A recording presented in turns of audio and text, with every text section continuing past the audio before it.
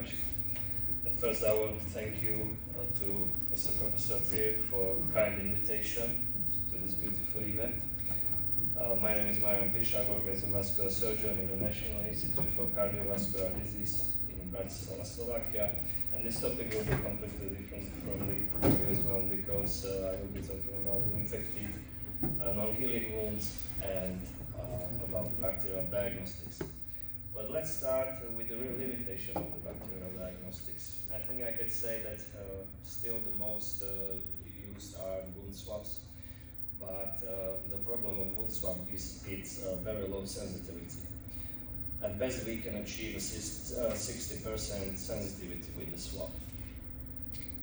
In average, it's about 50%, but that really means that we really miss a half of the bacteria from the wound bed. And it's very possible that we will miss the one that is causing the infection. So that is the non-invasive method. And from the invasive standard methods, we have a wound biopsy that can reach a sensitivity up to 90%, but we know that it's painful and we cannot do it that often in all the settings, except, for example, in the outpatient settings or so.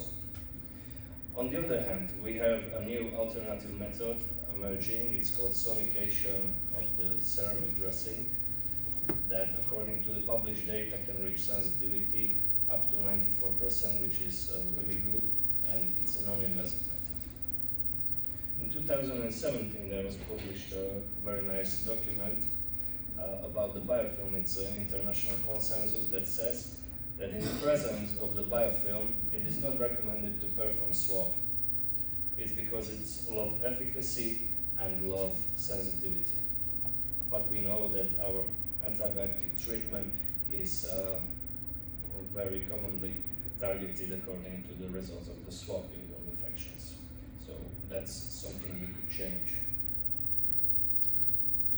Let's talk about the sonication. Sonication is a method that uses the energy of the sound to disrupt particles, but the sonication of the ceramic dressing is an alternative non-invasive laboratory diagnostic method by which we can release planktonic forms of the bacteria from the surface of the ceramic granules without destroying them.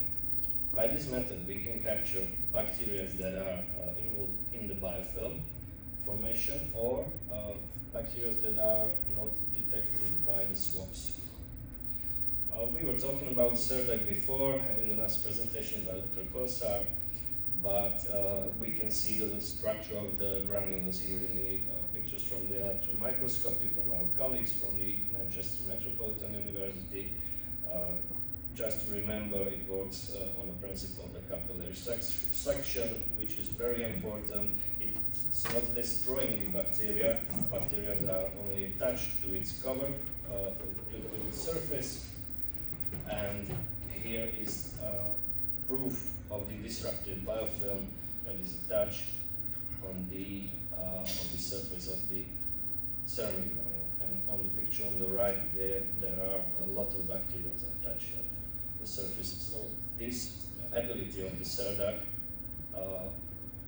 is very important to do a sonication with exactly this dressing.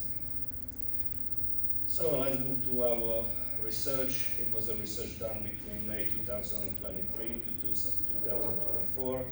We had initially 34 wounds in 32 patients, later 5 wounds were excluded. We were able to obtain 55 sonications and 55 swabs.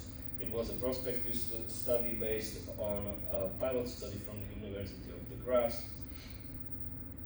And on the pictures on the bottom, you can see how it was performed in really basic. First, we cleaned the wound, then performed the debridement and the swab. After the swab, we applied the dressing on the wound, let it there for, let's say, 24 hours. Then the enhanced dressing was taken down and put in the sterile box. The sonication was done, and then what we call the contaminated saline was applied on the culture media and sent to the laboratories. After we obtained the results of the sonication, we set the targeted antibiotic treatment according to these results. Then we evaluated wound after the 8 weeks of this treatment. So we have 3 aims in our research. The first one was to compare the detection rate of the swab and the sonication method, and then evaluate the diagnostic capabilities of the ceramic dressing overall. Then the second one was to implement targeted antibiotic therapy based on the result of the sonication and to assess its effectiveness. And the third one was to evaluate the therapeutic capabilities of the dressing after the 8 weeks. Here's our wound characteristics, and you can see that the most preferred wounds for this therapy was an SSI after the revascularization, mainly in the groin area or in the thigh area. Then we had some leg ulcers, venous, arterial mixed, and diabetic foot syndrome. By the results, we were able to capture total number of bacteria by both methods, 287 bacteria, from which 190 was captured by the sonication and only 97 by the swab. It's talking about the sensitivity of the swab on the level of the 48%, which is good, it is average, but the sensitivity of sonication was nearly 94%, which is really good. Here we can see the bacterial strains and species that were called. There are common bacteria that cause the infection, but please look at the chart on the right. Then with the orange color, there is a total amount of the bacteria caught by the swab, and with the blue color, with the sonication, and we can realize that the numbers for the sonications are in almost all cases 2 or 3 times higher. Very surprising fact was that sonication caught more bacteria that were multi-drug resistant also. So we can see it on the chart on the right again. And we assessed the antibiotic treatment. According to the sonication, we had 29 wounds. In 15 cases we was administered the antibiotics therapy.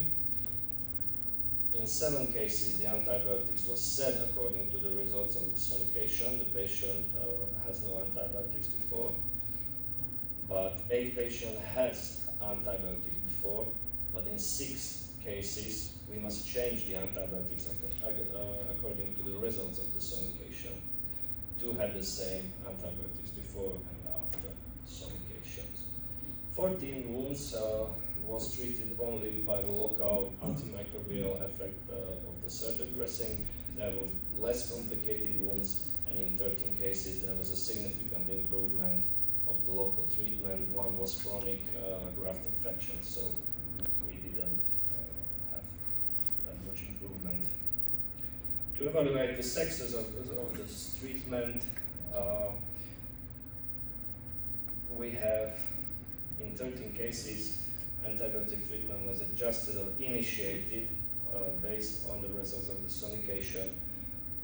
We achieved complete healing in 9 from the 13 wounds, which represents nearly 70% of the wound closure after the 8 weeks.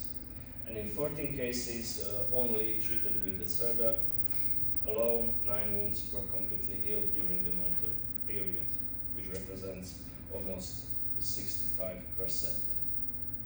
And here you can see which wounds we were treated with those therapies. On the left, there is a typical SSI in the groin area. It was healed only with the local effect of the ceramic dressing in 42 days, no antibiotic here. And on the right, you may recognize this is after the great saphenous vein harvesting an SSI with the hemolytic E. coli. There were antibiotics administered and completely healed wound after 48 days. So in conclusion, there is a new alternative method of the sonication of ceramic wound dressing, which is non-invasive and can reach the sensitivity up to 94%. It's more sensitive in capturing bacteria than swab, and more sensitive in capturing also the resistant and multi-drug resistant bacteria. And healing occurred in 18 out of the 29 wounds according to these methods. And average healing time was up to 42 days, which is really good. Thank you very much for your attention.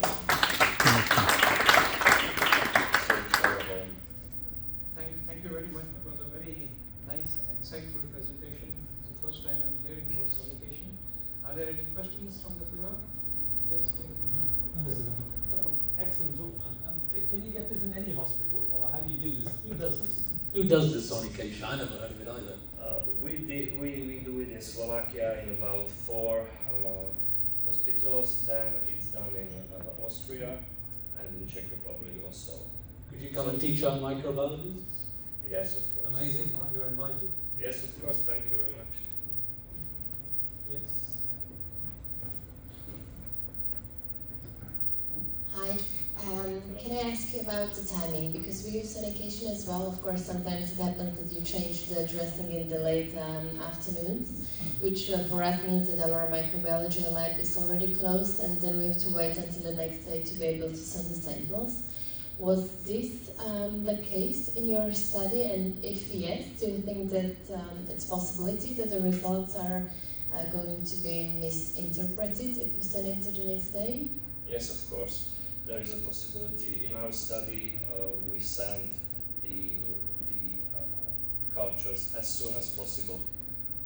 Our time was to send it from 1 to 4 hours after we obtained the samples. So we called the man who directly transported it to the labs, and yes, it is important to not enhance the dressing more than 50 or 60%.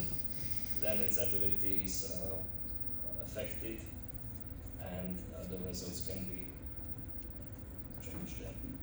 Thank you. Thank you very much. Any other questions?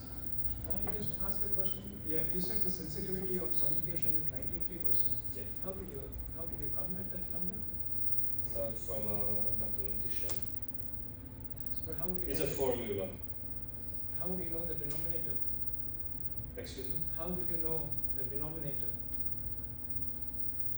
Did you grow the bacteria on a petri dish or something like that? Is there like a gold standard for detecting bugs? No, it's not a gold standard. It's an alternative method. No, that's what I'm saying. There's